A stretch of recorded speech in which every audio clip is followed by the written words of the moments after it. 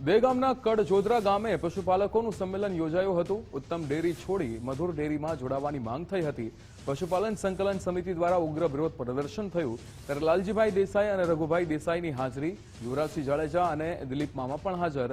ઉત્તમ ડેરીના ચેરમેનનું કામ કંસ જેવું છે તેવું નિવેદન યુવરાજસિંહે આપ્યું।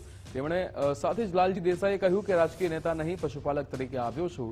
કડજોદરામાં પશુપાલકોની મોટી સંખ્યામાં ઉપસ્થિતિ, પશુપાલકો મધુર ડેરીમાં દૂધ ભરવા માટે મક્કમ। જો અમે એવું કરીશું કે જો અમારો નિર્ણય નહીં લેવામાં આવે તો અમે જે ગાંધીનગરની અંદર જે સત્યાગ્રહ સાવરણી છે ત્યાં અમે એક નિર્ણય કર્યું છે અમારા સંકલન સમિતિ જોડે, અને એ નિર્ણય કરીને અમે સંકલન સમિતિ દ્વારા નક્કી કરીશું કે સત્યાગ્રહ સાવરણીની અંદર હજારો સંખ્યાની અંદર અમે પશુપાલકો ભેગા થઈશું અને સત્યાગ્રહ ઉપર બેસીશું એવું અમે એક નક્કી કરી લઈશું હવે ટૂંક સમયમાં। હતા તેને એક જ વાત રાખી છે કે વાદ નહીં, વિવાદ નહીં, મધુર સિવાય વાત નહીં, અને એક વ્યક્તિની તાનાશાહી સામે કે એક વ્યક્તિની સમ્મુખતાશાહી સામે આ દહેગામના પશુપાલકો ખેડૂતો છે ઝૂકવાના નથી।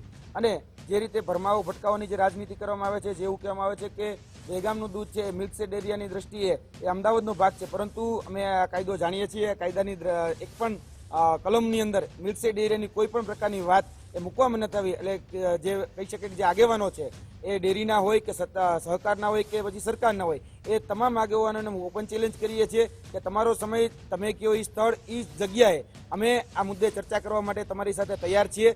મોહનભાઈ ઉત્તમના પ્રમુખ અને એના ડાયરેક્ટરો, એના દ્વારા થતો ભ્રષ્ટાચાર, એના કારણે ઉત્તમ ડેરી છે એટલી નબળી છે કે ખેડૂતોને દૂધ ભરાવવું ત્યાં પહોંચાતું નથી। એક બાજુ મધુર ડેરી વચ્ચે અને ઉત્તમ વચ્ચે 40 થી 50 પૈસાનો પ્રતિ ફેટ ફરક હોય છે, એટલે ક્યારેક 3 થી લઈને 7 રૂપિયા જેટલો લીટરે ફરક આવે। ખેડૂતોના પરસેવાની કમાણી, દૂધ ઉત્પાદકોની કાળી મજૂરી, રાત દિવસ કે પોદળા ઢહળતી બહેનો, સવારે 4 વાગે ઉઠીને એ દૂધ દોતી બહેનો, આની કાળી મજૂરી જે છે એની સામે ડાયરેક્ટરો જે મલાઈ ખાઈ જાય છે, આ મલાઈ ખાવા સામેનું આંદોલન છે।